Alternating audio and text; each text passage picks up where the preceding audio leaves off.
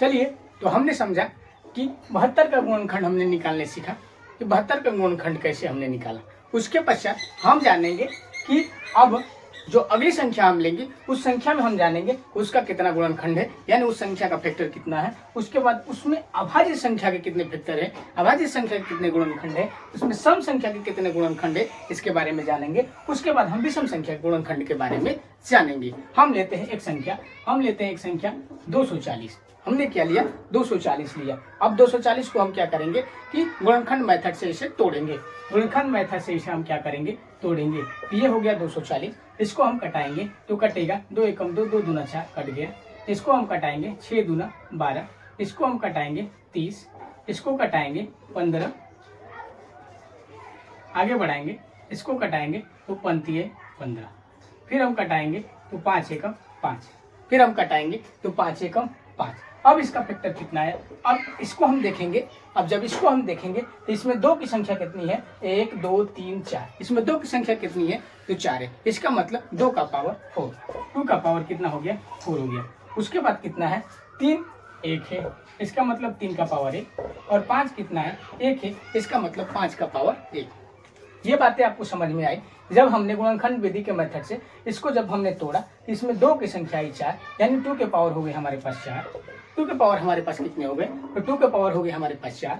3 की संख्या 1 है तो 3 का पावर हो जाएगा 1। 5 की संख्या 1 है तो 5 की पावर हो जाएंगे 1। अब हमें क्या करना है कि हमें बताना है गुणनखंडों की संख्या, इसके कितने फैक्टर हैं, यानी 240 के कुल कितने फैक्टर हैं, जो 240 को पूरी तरह से विभाजित करेंगे। उसके बाद हम बताएंगे कि अभाज्य गुणनखंड यानी अभाज्य फैक्टर कितने हैं जो 240 को विभाजित करेंगे। उसके बाद हम जानेंगे कि सम गुणनखंड कितने हैं, उसके बाद हम जानेंगे कि सम गुणनखंड कितने हैं, उसके बाद हम जानेंगे कि विषम गुणनखंड कितने हैं। इन सारी बातों पर हम लोग बात करेंगे। ये हमारा 240 का है। यहाँ आ गया 2 का पावर 2, यहाँ आ गया 3 का पावर 1, यहाँ आ गया 5 का पावर 1।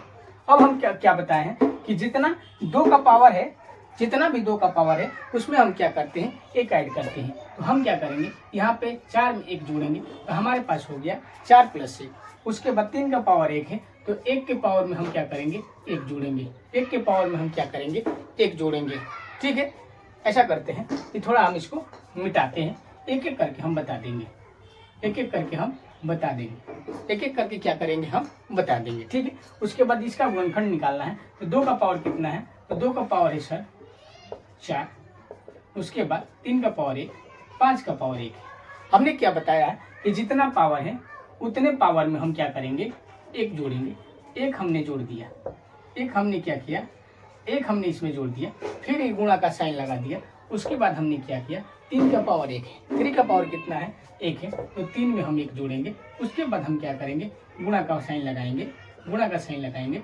उसके बाद हम करेंगे 5 का पावर 1 है तो 5 के पावर में हम 1 है तो 1 में हम क्या करेंगे, 1 जोड़ देंगे। जब 4 में 1 जोड़ेंगे तो हमारे पास 5 हो गया, 2 में 1 जोड़ेंगे तो 2 हो गया, 1 में 1 जोड़ेंगे तो 2 हो जाएगा, और 1 में 1 जोड़ेंगे तो 2 हो जाएगा। अब इसका गुणा करेंगे, 5 दूना 10, 10 दूना 20, 5 दूना 10, 10 दूना 20, यानी कुल 240 के कुल 20 फैक्टर होंगे जो 240 को पूरी तरह से विभाजित कर देंगे, जो 240 को पूरी तरह से विभाजित कर देंगे। ये बात आपको समझ में आ रही है। ठीक, मैंने क्या किया, इसका पहले गुणनखंड मेथड से इसको मैंने तोड़ा। उसके बाद हमने देखा कि 2 का पावर कितना है, यानी 2 की संख्या कितनी है, तो 2 का संख्या हमें मिला 4, इसका मतलब 2 का पावर 4। 1 का संख्या कितना है, तो 1 है, इसका मतलब 1 का पावर 1। 3 का पावर 1, 3 की संख्या कितनी है, तो 3 की संख्या 1 है, इसका मतलब 3 का पावर 1। 5 की संख्या कितनी है, तो 5 की संख्या 1 है, इसका मतलब 5 का पावर 1। अब हमने क्या निकाला, गुणनखंड निकाला कि 240 का कुल फैक्टर कितना है जो 240 को पूरी तरह से विभाजित कर देंगे। हमने क्या किया, 2 के पावर 4, 3 के पावर 1, 5 के पावर 1। हमने बोला कि जब गुणनखंड निकालना हो तो उस समय हमें क्या करना है, 4 में 1 जोड़ देना है, यानी जो पावर दिया है उसमें 1 जोड़ेंगे। जितने भी पावर दिए हैं उन सबके पावर में 1 जोड़ेंगे। उसके बाद उन सबको एक साथ मल्टीप्लाई कर देंगे, गुणा कर देंगे। जब हम गुणा करेंगे तो हमें वो संख्या मिल जाएगी जो 240 को पूरी तरह से विभाजित करती है, यानी ऐसे 20 संख्या होगी जो 240 को पूरी तरह से काट देगी। यानी 240 का कुल फैक्टर कितने होंगे, तो 240 के कुल फैक्टर होंगे 20। अब हम आएंगे, अब आएंगे यहाँ पे हम, अब हमें बताना है क्या अब हमें बताना है अभाज्य गुणनखंड। अब हमें क्या बताना है, तो अब हमें बताना है अभाज्य गुणनखंड।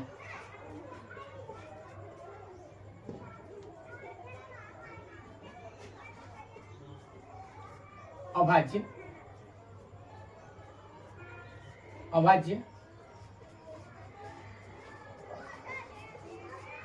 गुणनखंड। इसका मतलब ये हुआ कि अब हमें ये बताना है कि 240 के कितने ऐसे फैक्टर हैं जो अभाज्य गुणनखंड है। 240 के कितने ऐसे फैक्टर हैं जो अभाज्य गुणनखंड है। इसके लिए हम क्या करेंगे, इसके लिए हम करेंगे इसके जितने भी पावर दिए हुए हैं, इसके जितने भी पावर दिए हुए हैं, उन सभी पावर को हम क्या करेंगे, जोड़ देंगे। इसमें कुछ नहीं करना है, इसमें सिर्फ हमें करना है कि 2 का पावर कितना है 4 प्लस 3 का पावर कितना है 1 प्लस 5 का पावर कितना है 1। इन सबको हम जोड़ देंगे, जोड़ेंगे तो हमें मिलेगा कितना 6। इसका मतलब ये हुआ कि 6 मात्र 6 ऐसी संख्या है, मात्र 6 ऐसी अभाज्य संख्या है जो 240 को विभाजित करेगी, जो 240 को क्या करेगी, विभाजित करेगी। ये बातें आपको समझ में आ रही है? ये बातें आपको समझ में आ रही है कि नहीं आ रही है? यदि आपको ये सारी बातें समझ में नहीं आ रही होगी तो आप सभी लोग कमेंट कीजिएगा। यदि ये सारी बातें आप लोगों को समझ में नहीं आ रही होगी तो आप लोग कमेंट कीजिएगा, हम आपका कमेंट पढ़ेंगे। हम चाहते हैं कि आप सभी लोग किसी ना किसी जॉब में सिलेक्शन लीजिए। इसके लिए मैं आप लोगों के लिए बहुत मेहनत करता हूं। आप सभी जानते हैं ये सारे काम हम अकेले करते हैं, ये सारे कार्य हम क्या करते हैं, अकेले करते हैं। सारा क्वेश्चन को जुटाना, क्वेश्चन को इकट्ठा करना, आप सभी के लिए इतना मेहनत करना किसी दूसरे की बस की बात नहीं है, जैसा कि हम कर रहे हैं। हमने अभी निकाला गुणनखंड, यानी 240 के कितने फैक्टर होते हैं हमने बताया। उसके बाद हमने बताया कि अभाज्य गुणनखंड कितने हैं, अभाज्य गुणनखंडों की संख्या कितनी है जो 240 को विभाजित कर सकती है। उसके बाद हम बताएंगे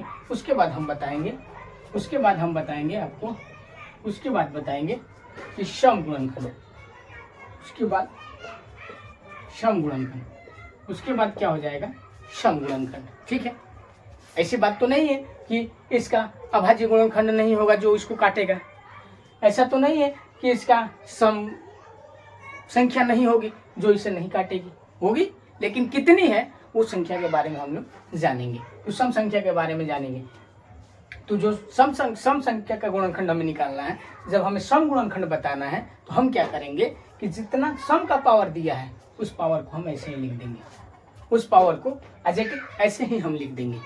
ठीक है, उसमें कोई छेड़छाड़ नहीं करेंगे। फिर यहाँ करेंगे मल्टीप्लाई। उसके बाद हम क्या करेंगे, विषम संख्या के जितने भी पावर हैं, विषम संख्या के जितने भी पावर हैं उन सभी पावर में एक जोड़ देंगे।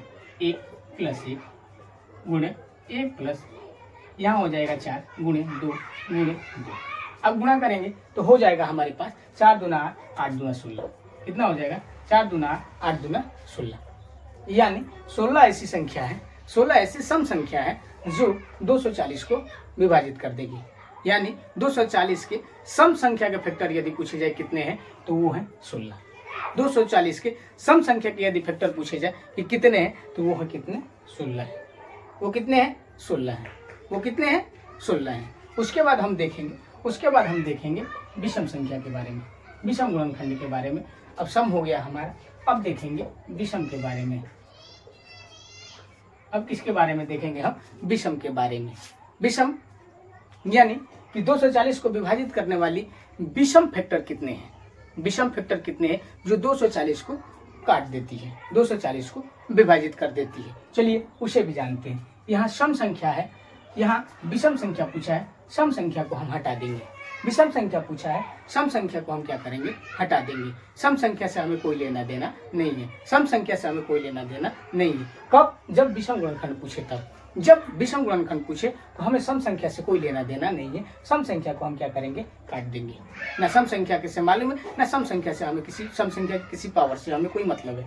हम क्या करेंगे, हम विषम संख्या लेंगे, विषम संख्या के पावर में 1 जोड़ेंगे, उसके बाद फिर विषम संख्या के पावर में हम 1 जोड़ेंगे, उसके बाद हम इसका क्या कर देंगे, गुणा कर देंगे। यहाँ 2 हो जाएगा, यहाँ 2 हो जाएगा, टोटल हमारे पास कितना मिलेगा, 4 मिलेगा। यानी 4 ऐसी संख्या है, 4 ऐसी विषम संख्याएं हैं जो 240 को विभाजित कर देगी। इसका मतलब ये हुआ कि 240 के विषम फैक्टर कितने हैं, तो 4 है। 240 के विषम फैक्टर कितने हैं, तो 4 है। मुझे विश्वास है कि आप सबको ये बातें समझ में जरूर आई होगी। मुझे विश्वास है कि आप सबको ये बातें समझ में जरूर आई होगी। चलिए अगले क्वेश्चन पे बढ़ते हैं और सारे क्वेश्चन के बारे में हम लोग चर्चा करेंगे। 2-4-5 क्वेश्चन करवा देंगे, आप सबको समझ में जरूर आ जाएगा। 2-4 क्वेश्चन यदि हम करवा देंगे, आप सबको ये सारी बातें समझ में आ जाएगी। अगला क्वेश्चन हम लेते हैं। अगला क्वेश्चन हमारा रहेगा 640। अब यहाँ क्या पूछा है कि 640 के कितने गुणनखंड हैं, यानी 640 के कितने फैक्टर हैं जो 640 को पूरी तरह से विभाजित कर दें। तो 640 को पूरी तरह से विभाजित कर दें। मैंने क्या कहा है, सबसे पहले हम इसको तोड़ेंगे। तोड़ेंगे तो हम तोड़ेंगे 3 दूना 6, 2 दूना 4, 0, 16 दूना 32, 160, 8 दूना 16, 80, 40 दूना 80, 20 दूना 40, ठीक है,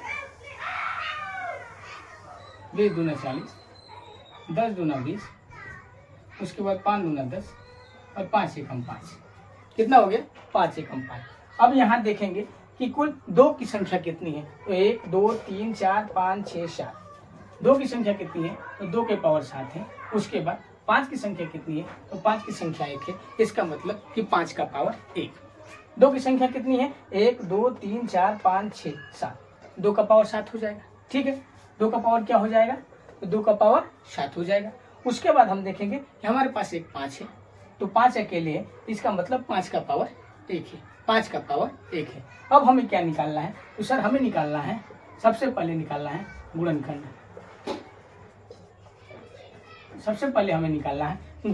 क्या निकालना है, गुणनखंड निकालना है। हमने क्या बोला है कि सब जो पावर दिया है, विषम का जो पावर दिया है या सम का जो पावर दिया है, उस पावर में हम क्या करेंगे, 1 जोड़ेंगे। तो 7 में 1 जोड़ेंगे तो हो जाएगा 8। फिर गुणे 5 के पावर 1 है, 1 में 1 जोड़ेंगे तो हो जाएगा 2। यानी ये 7 में 1 जोड़ा 8, 1 में 1 जोड़ा तो 2। इसको हमने गुणा किया तो हमें मिला 8 दूना 16। यानी 16 ऐसी संख्या है, 16 ऐसी संख्या है, टोटल 16 ऐसी संख्या है जो 640 को विभाजित कर देगी। यानी 640 के कुल फैक्टर कितने हैं, तो 640 के कुल फैक्टर हैं 16। 640 के कुल फैक्टर कितने हैं, तो 16 है। ये बातें आपको समझ में आ रही है। यहाँ हमने 640 का गुणनखंड निकाल दिया, ठीक है। अब हम निकालेंगे 640 के अभाज्य गुणनखंड, ठीक है ना। यानी अभाज्य फैक्टर कितने होते हैं, ये सारी हम मिटा रहे हैं। वीडियो को पीछे करके आप लोग देख लीजिएगा, क्या कीजिएगा, देख लीजिएगा। अब हम निकालेंगे अभाज्य गुणनखंड।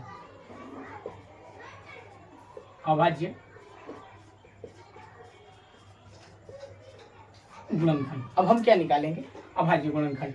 अब हम जब अभाज्य गुणनखंड निकालेंगे तो अब क्या करेंगे हम यहाँ पे, अब फिर हम देखेंगे अभाज्य गुणनखंड निकालने के लिए हमने क्या बताया है कि यदि अभाज्य गुणनखंड निकालना हो तो पावर, सिर्फ पावर, वो सम का पावर हो या विषम का पावर हो, सम का पावर हो या विषम का पावर हो, उसे हम क्या करते हैं, जोड़ देते हैं। तो हमारे पास कितना हो गया, अभाज्य गुणनखंडों की संख्या कितनी होगी, 8 हो गई। यानी अभाज्य गुणनखंड, यानी ऐसे 8 अभाज्य गुणनखंड है, ऐसे 8 अभाज्य फैक्टर हैं जो 640 को पूरी तरह से विभाजित कर देंगे। 640 को क्या करेंगे, पूरी तरह से विभाजित कर देंगे। ये बातें समझ में आ रही है ना आप सबको? आपको समझ में आ रही है कि नहीं आ रही है? यदि आपको समझ में नहीं आ रही है तो लगातार कमेंट कीजिए, और कमेंट बॉक्स में, क्लास खत्म होने के बाद कमेंट बॉक्स में अपना कमेंट कीजिएगा। आप सबका कमेंट हम जरूर देखेंगे और उस पर कोई सुधार की जरूरत होगी तो उसका सुधार हम करके फिर से कमेंट जरूर करेंगे। ये हमारा हो गया अभाज्य गुणनखंड। अब हमें निकालना है क्या, अब हमें निकालना है कि सम गुणनखंड। सम गुणनखंडों की संख्या कितनी है, जो 640 को विभाजित कर देगी। कितने, सम। ये हमारा हो गया सम। हमने बोला है कि जब सम गुणनखंड पूछे तो हम क्या करते हैं, सम गुणनखंड को जब निकालने को बोले हम क्या करते हैं कि 2 का सम का पावर जितना है, सम का पावर जितना है उसे वैसे ही लिख देंगे। तो सम यानी दो सम है, दो क्या है, सम है ना, तो दो सम है, तो इसे हम क्या करेंगे, इसका पावर 7 है, 7 हम लिख देंगे। फिर यहाँ करेंगे गुणा, फिर क्या करेंगे गुणा, उसके बाद हम विषम के पावर में एक जोड़ देंगे, विषम के पावर में हम एक जोड़ देंगे। तो 5 क्या है, 5 विषम है, 5 विषम है ना, तो 5 का पावर 1 है, एक में हम क्या करेंगे एक जोड़ देंगे, उसके बाद हम इसको क्या कर देंगे गुणा कर देंगे। तो 7 दूना 14 हो गया, 7 दूना 14 हो गया। यानी कि ऐसे 14 अभाज्य संख्या है, अभाज्य गुणनखंड है, ऐसे 14 अभाज्य फैक्टर है जो 640 को पूरी तरह से विभाजित कर देंगे। 640 को क्या करेंगे, पूरी तरह से विभाजित कर देंगे। ये बातें आपको समझ में आई। अब हम पढ़ेंगे क्या, अब हम पढ़ेंगे विषम गुणनखंड के बारे में। विषम गुणनखंड बहुत ही सिंपल होता है, विषम में किसी प्रकार की कोई समस्या नहीं होती है, विषम में किसी प्रकार की कोई समस्या नहीं होती है। हमने क्या बोला है कि जब विषम गुणनखंड के बारे में पूछे, विषम फैक्टर के बारे में पूछे कि बताइए कि वैसे कितने विषम फैक्टर हैं जो 640 को पूरी तरह से विभाजित कर देंगे, तो हम क्या करेंगे कि जो सम वाले हैं उसे हम काट देंगे।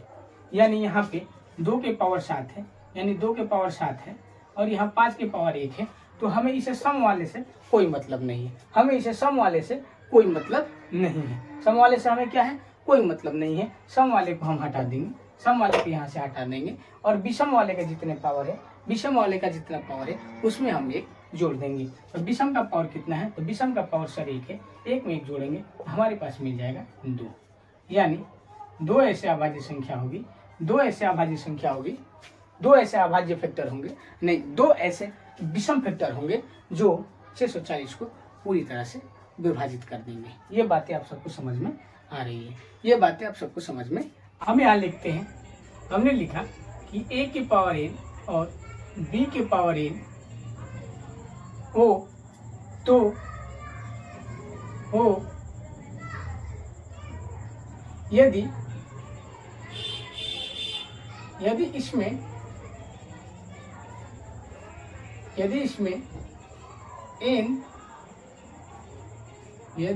n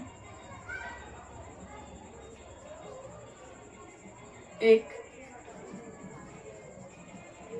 विषम संख्या हो, यदि n विषम संख्या हो तो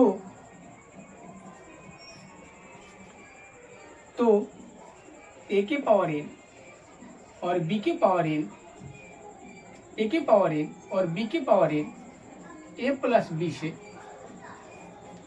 b से विभाजित हो जाएगा।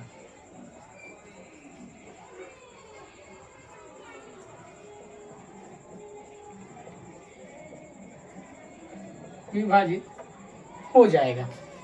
मैंने क्या लिखा है, यदि a के पावर n प्लस b के पावर n हो, यदि a के पावर n और b के पावर n हो तो इसमें यदि n एक विषम संख्या हो, यदि n विषम संख्या हो, यानी a के पावर n और b के पावर n है, तो n यदि विषम संख्या होगा तो ये सभी संख्याएं यानी a के पावर n प्लस b के पावर n, मतलब a के पावर n प्लस b के power n a plus b से विभाजित हो जाएगा।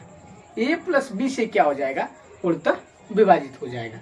जैसे एक एग्जाम्पल लेते हैं हम यहाँ पे, जैसे कि हम एक एग्जाम्पल लेते हैं यहाँ पे और एक एग्जाम्पल से हम समझने का प्रयास करते हैं। ठीक है, एग्जाम्पल हमारा होगा, एग्जाम्पल 13 के पावर 47 प्लस 16 के पावर 47, 13 के पावर 47 प्लस 16 के पावर 47।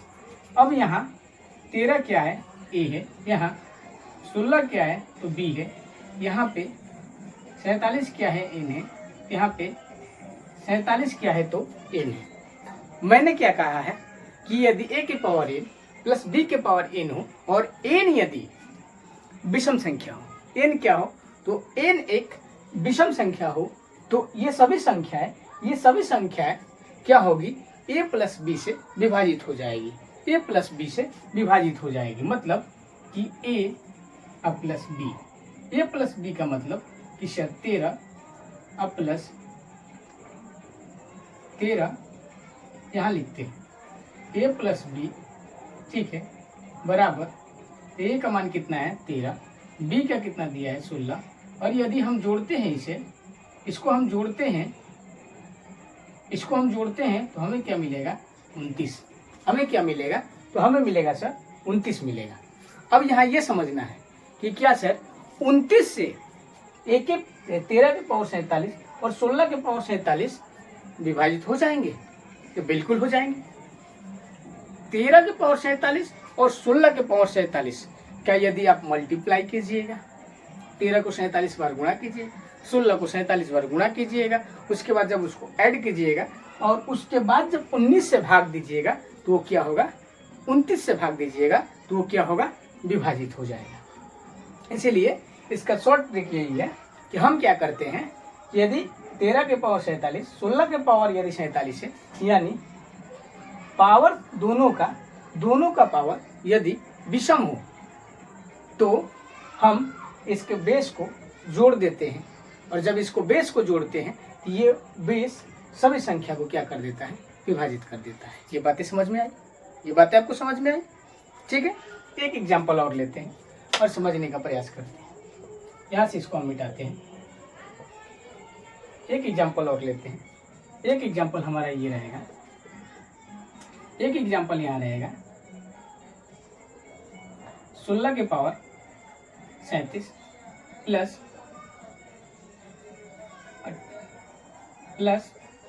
19 के पावर 37, 16 के पावर 37 प्लस 19 के पावर 37। अब यहाँ हम क्या करेंगे, 16 ए है, 19 क्या है बी है, और ये 37 क्या है तो 37 एन है, 37 क्या है तो 37 एन है। अब यहाँ हम देखेंगे कि क्या एन विषम संख्या है, क्या एन विषम है, तो हाँ सर 37 विषम है। जब यहाँ हमें पावर विषम दिख गया तो हम क्या करेंगे कि अब हम करेंगे कि इसको a और प्लस b को जोड़ देंगे, और जोड़ने के बाद हम बताएंगे ये सारी संख्या इससे विभाजित हो जाएगी। तो a मतलब a प्लस b बराबर 16 प्लस 19, जोड़ेंगे तो हो जाएगा 9 6 15 1 2 3 35, यानी ये सारी संख्या यानी 16 के पावर 37 और 19 के पावर 37 कितने से विभाजित हो जाएगी, तो 35 से विभाजित हो जाएगी। 35 से क्या होगी, विभाजित हो जाएगी। बात समझ में आ रही है। चलिए अगले टाइप पे चलते हैं। अगला टाइप हमारा रहेगा, थोड़ा सा परिवर्तन रहेगा, इसको मिटा दिए। यदि आपको लिखना होगा, नोट बनाना होगा तो वीडियो को पीछे करके देख लीजिएगा। चलिए अगला देखते हैं। यदि यहाँ हम प्लस के स्थान पे माइनस कर देते हैं, प्लस के स्थान पे माइनस कर देते हैं और सेम यही रहता है, तो अब वहाँ क्या होगा, अब वहाँ होगा a के पावर n माइनस b के पावर n। अब यहाँ a माइनस b से विभाजित होगा। किससे विभाजित होगा, तो a माइनस b से विभाजित हो जाएगा। बात समझ में आ रही है। यदि a के पावर n और b के पावर n हो, a का पावर n और b के पावर n हो, बीच में माइनस का साइन हो, बीच में माइनस का साइन हो, और n यदि एक विषम संख्या हो, n यदि एक विषम संख्या हो तो a plus n minus b plus n a minus b से पूरी तरह से विभाजित हो जाएगी। a माइनस b से पूरी तरह से विभाजित हो जाएगी। जैसे कि एक एग्जांपल लेते हैं। यहाँ पे हमारा एग्जांपल रहेगा 14 के पावर 31 माइनस 11 के पावर 31, 11 के पावर 31। ठीक। अब यहाँ क्या है सर, ये 14 क्या है, तो 14 है हमारा ये क्या है सर, तो d। 31 क्या है सर, n। 31 क्या है तो n। 31 क्या है तो n। ठीक, बात समझ में आई, समझ में आ रही है ना। आगे देखते हैं। आगे क्या है, 14 a है, 11 b है, 31 n है, 31 n है। अब देखेंगे कि सर क्या n विषम संख्या है, तो 31 विषम संख्या एक सम संख्या है, विषम एक सम संख्या है, तो 31 एक विषम संख्या है। जब 31 एक विषम संख्या है तो सर आपने बताया है ये सभी यानी 14 के पावर 31 और 11 के पावर 31 a माइनस b से ये माइनस b करने पर जितना मान आएगा उससे ये पूरी तरह से विभाजित हो जाएगा, उससे ये पूरी तरह से क्या हो जाएगा, विभाजित हो जाएगा। इसका मतलब कि a माइनस b बराबर a का मान कितना है 14, b का मान कितना है 11। 14 में से 11 घटाएंगे तो हमारे पास बचेगा 3। इसका मतलब कि 14 के पावर 31 और 11 के पावर 31 को 14 के पावर 31 करके माइनस 11 के पावर 31 कर देंगे और जितनी संख्या आएगी उन सबको हम यदि 3 से विभाजित करेंगे तो 3 से पूरी तरह से कट जाएगी। ये बातें समझ में आई? ये बातें आपको समझ में आई कि नहीं आई? ठीक है, इसका मतलब इसे मिटाते हैं। इसका मतलब ये हुआ, इसका मतलब ये हुआ 14 के पावर 31 माइनस 11 के पावर 31। अब हमें ज़्यादा नहीं देखना है, अब हमें क्या देखना है? अब हमें देखना है कि सर ये b 31 पावर इसका भी सम है। ठीक है, अब हम क्या करेंगे 14 माइनस 11 यानी 3। हमारा आंसर क्या हो जाएगा? 3। हमारा आंसर क्या हो जाएगा? 3। यानी ये सभी संख्या 3 से विभाजित हो जाएगी। ये सभी संख्या 3 से विभाजित हो जाएगी। ठीक है, बात समझ में आई? आगे चलते हैं, इसको मिटाते हैं, इसमें थोड़ा सा परिवर्तन करते हैं। यदि a के पावर n माइनस b के पावर n और n एक विषम संख्या ना होके n एक सम संख्या हो, n एक विषम ना होके n एक क्या है? सम है। n क्या है? सम संख्या हो। n क्या है? सम संख्या हो तो a के पावर n माइनस b के पावर n विभाजित होगा a प्लस b और a माइनस b से। a प्लस b और a माइनस b से। a प्लस b और a माइनस b से विभाजित हो जाएगा। a प्लस b और a माइनस b से विभाजित हो जाएगा। बात समझ में आ रही? यदि a के पावर n और b के पावर n हो, यदि a के पावर n और b के पावर n हो और n एक सम संख्या हो, n एक सम हो, n क्या हो? सम हो, तो इस कंडीशन में क्या होगा? इस कंडीशन में होगा a के पावर n और माइनस b के पावर n किससे विभाजित होंगे? तो वो विभाजित होंगे a plus B into A minus B से। a प्लस बी और a माइनस बी से ये सभी संख्याएं क्या होगी? विभाजित हो जाएगी। ये सभी संख्याएं क्या होगी? विभाजित हो जाएगी। चलिए इसके एग्जाम्पल लेते हैं। इसका एग्जाम्पल हमारे पास ये रहा हो जाएगा। इसका एग्जाम्पल हो जाएगा हमारे पास 14 के पावर 22 माइनस 11 के पावर 22। 14 के पावर 22, 11 के पावर 22। 14 क्या है? तो 14 a है। 11 क्या है? तो b है। 22 क्या है? तो n है। 22 क्या है? तो n है। अब हमें यहाँ क्या देखना है? अब हमें यहाँ देखना है कि क्या n विषम संख्या है कि सम संख्या है। n हमारा सम संख्या है। 22 क्या है? सम संख्या है। 22 क्या है? सम संख्या है। जब यहाँ पे माइनस का साइन और ये n का मान सम संख्या है तो ये किससे विभाजित होता है? तो ये विभाजित होता है a minus a plus B और a माइनस बी से। a प्लस बी और a माइनस बी से विभाजित होता है। a प्लस बी और a माइनस बी से क्या होता है? विभाजित होता है। a प्लस बी मतलब a का मान कितना है? 14। b का मान कितना है? 11। फिर यहाँ पे 14 माइनस 11। ठीक है, इसको हम जोड़ेंगे तो हमारे पास आएगा सर, हमारे पास आएगा 25 और इसको जब घटाएंगे तो हमारे पास आएगा 3। ठीक है, ठीक है, गुणा करेंगे तो 15 15 3 6 1 7 75। इसका मतलब कि ये सभी संख्या 14 के पावर 22 माइनस 11 के पावर 22 किससे विभाजित होगी? तो सर 75 से विभाजित होगी। किससे विभाजित होगी? तो सर 75 से विभाजित होगी। ये बातें समझ में आ रही है? ये बातें समझ में आ रही है कि नहीं आ रही है आप लोग? ये बातें समझ में आ रही है? ये बातें समझ में आ रही है ना आप लोग? ये बातें समझ में आ रही है? यदि ये बातें समझ में आ रही है तो बहुत बढ़िया। ये जरूरी नहीं है कि यहाँ 75 है तो 75 से ही सिर्फ कटेगा। ये बात आपको ध्यान रखनी है। यदि यहाँ पे 15 दिया हो, यहाँ पे 5 दिया हो, ऑप्शन में 75 दिया हो, ये तीनों हो जाएगा आंसर। ठीक ना? यदि यहाँ पे 75 के स्थान 75 दिया है, 5 दिया है, 15 दिया है, ठीक है, 25 दिया है, ये 15 4 ही ऑप्शन रहेगा ना, एक हटा देते हैं। यहाँ 75, 5 और 15, 15, 5, 75 सबसे कटेगी। ये जरूरी नहीं है कि आप यहाँ एक 75 आया है तो सिर्फ 75 से ही कटेगा। ऑप्शन में आपको 75, 5, 15 भी दे सकता है। ऑप्शन में 75, 5, 15 भी दे सकता है। इसका मतलब ये कि 75, 5 से 15 से भी ये कटेगी। कौन? ये 14 के पावर 22 माइनस 11 के पावर 22। 14 के पावर 22 माइनस 11 के पावर 22 करने के बाद जितना भी संख्या आएगा जो भी संख्या आएगी वो संख्या 75 के अलावा 5, 15 और अन्य संख्या जिससे 75 कट जाए उन सबसे कटेगी। ये बात ध्यान रखना है। सिर्फ 75 याद करके नहीं रखना है कि सिर्फ 75 ही होगा। यदि ऑप्शन में 75, 5, 15 दे दिया तो आप क्या कीजिएगा, 75 टिक करके आइएगा? नहीं, आप टिक कीजिएगा ऑल ऑफ दिस, यानी सभी, इनमें से सभी। ठीक है, एक क्वेश्चन लिखते हैं।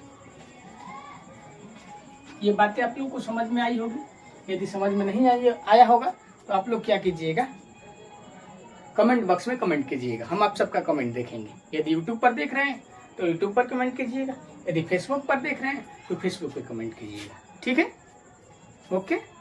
लेकिन वीडियो को अधिक से अधिक संख्या में शेयर कीजिएगा, जितना हो सके उतना अपने दोस्तों, मित्रों, सहपाठियों के पास इस वीडियो को शेयर कर दीजिए। एक क्वेश्चन लिखते हैं, एक क्वेश्चन हम लिखते हैं, निम्नलिखित में से कौन सी संख्या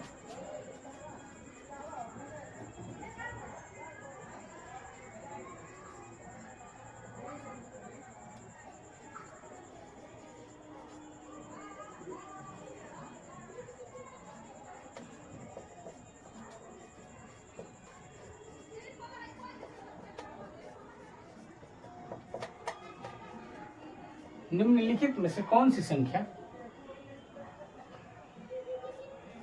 3 की पावर 41 प्लस 7 की पावर 82, 7 की पावर 82 को पूरी तरह से विभाजित नहीं करेगा, को पूरी तरह से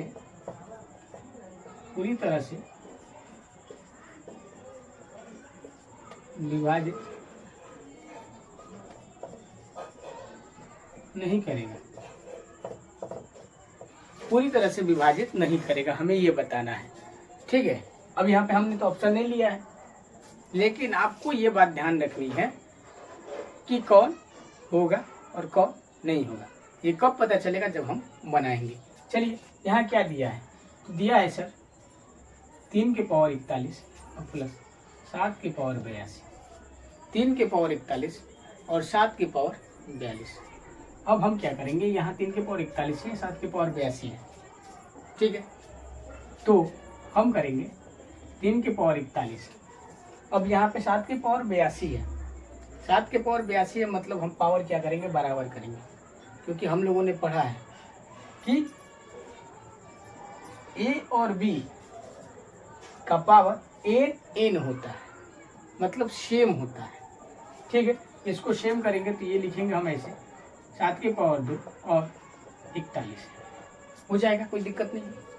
अब इसको हम करेंगे 7 की पावर 2 का मतलब 7 का पावर 2 का मतलब 49 और 49 का पावर 41। अब यहाँ भी पावर बराबर और यहाँ भी पावर बराबर, यहाँ भी 41, यहाँ भी 41।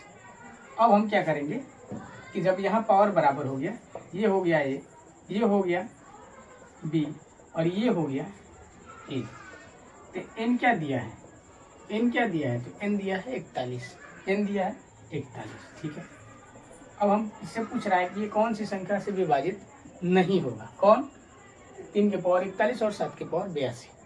तो हम निकालेंगे पहले जो प्लस दिया है और पावर इसका n है, तो ये संख्या किससे विभाजित होती थी, तो ये विभाजित होती थी सर a प्लस बी से, a प्लस बी से। a प्लस बी मतलब कितना, a का मान 3 और b का मान कितना है 49, जोड़ देंगे तो 51 हो जाएगा, जोड़ देंगे तो कितना हो जाएगा, जोड़ देंगे तो 52 हो जाएगा। और 52 जिन जिन से कटता है वो संख्या से ये नहीं कटेगी, मतलब कि 52 किन से कटेगा, 3 एकम 3 नहीं कटेगा, 52 13 से कटेगा। ठीक, और किसी से कटेगा, 13 से और 52 से कटेगा, और किसी से कटेगा नहीं। तो यदि उसमें ऑप्शन में 13 और 52 दिया हो तो 13 और 52 से तो कटेगा, लेकिन 13 और 52 के अलावा अन्य कोई भी संख्या दिया हो जिससे ये 52 ना कटे तो ये संख्या उससे नहीं विभाजित होगी, ये संख्या उससे नहीं विभाजित हो। ठीक है, समझ में आया? तो इस क्लास में बस इतना है, बाकी हम लोग पढ़ेंगे अगली क्लास में। तब तक के लिए नमस्ते नमस्कार।